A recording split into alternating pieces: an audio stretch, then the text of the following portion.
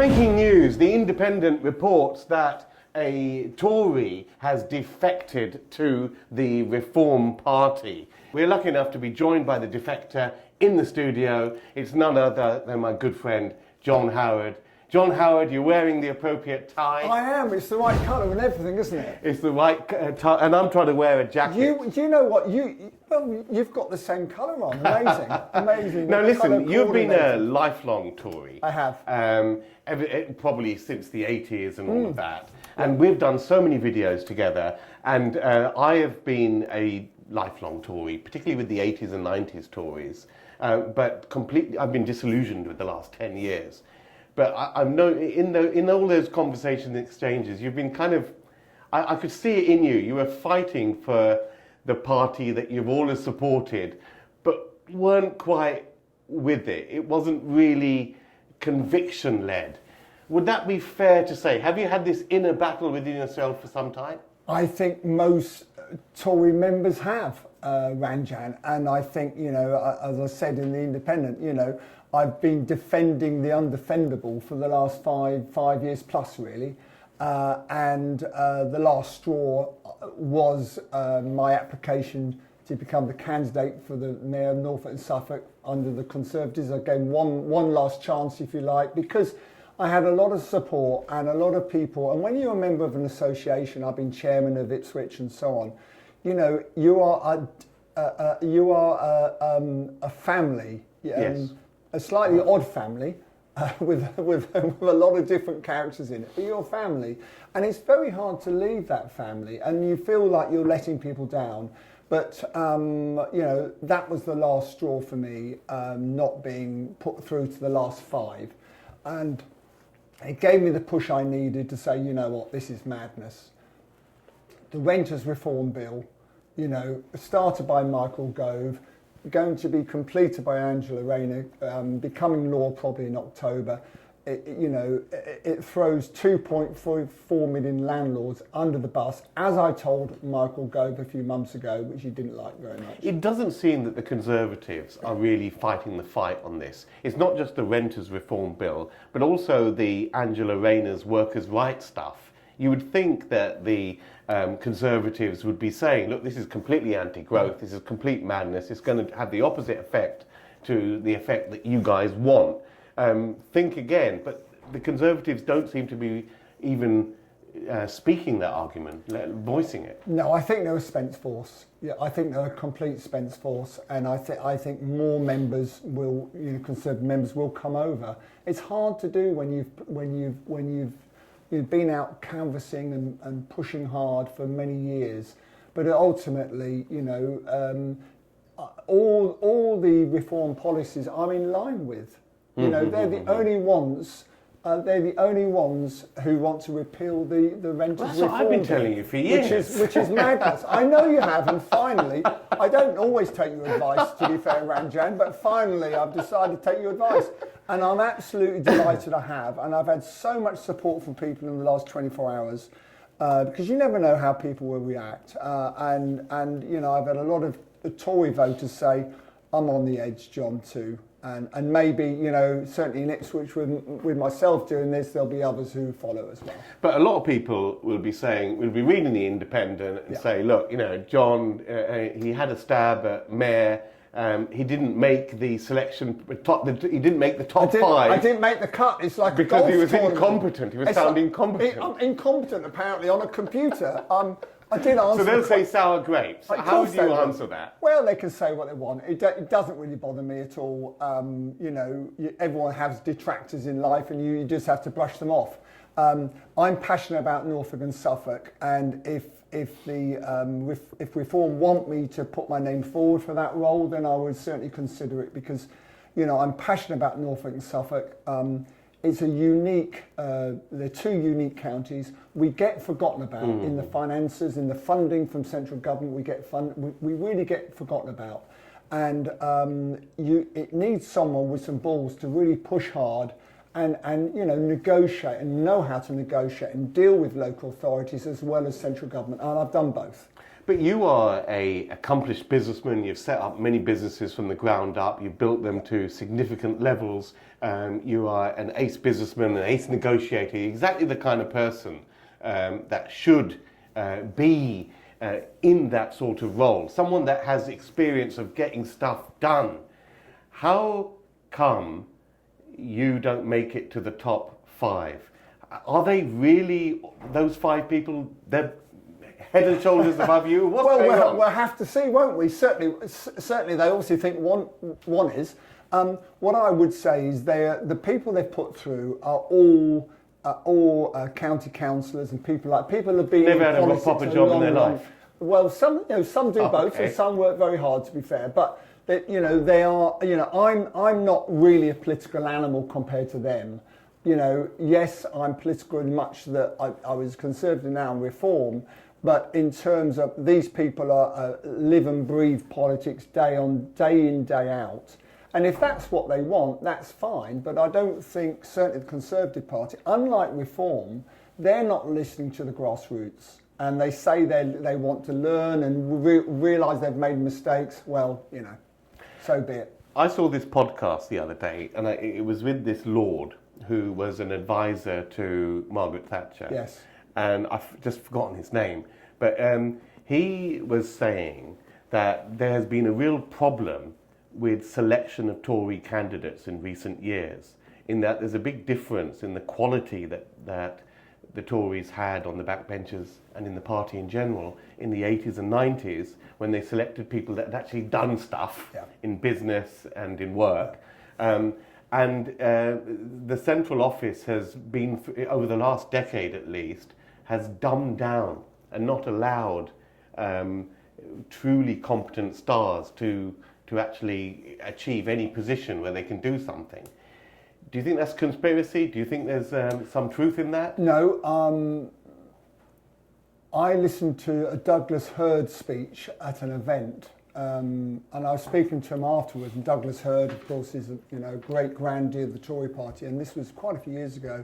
And in his speech, he was saying that he believed that people like us in the room in the old days would end up having been relatively successful in business, become maybe an MP later on in life.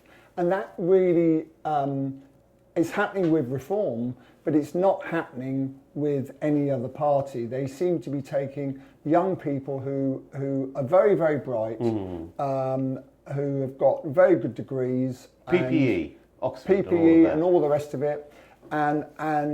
But they haven't got any life experience, and they haven't done what you and I and people listening to the show would say a proper job.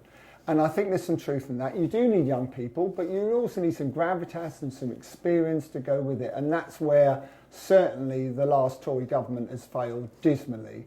And interesting with Nigel Farage and Reform, they're saying they want to encourage business people with experience, as well as young people. By the way, Reform's got a fantastic youth following, young people following Reform. I like the way you point at me when you talk about youth. That's well, good you're sign. slightly younger than me, not a lot. But so I'm really excited. Whatever role, whether it's just canvassing and helping Reform, in Ipswich and around, or whether I've got a bigger role to play, I'm delighted to have joined them. I'm sad to leave my friends behind, but I think some of them might join as well.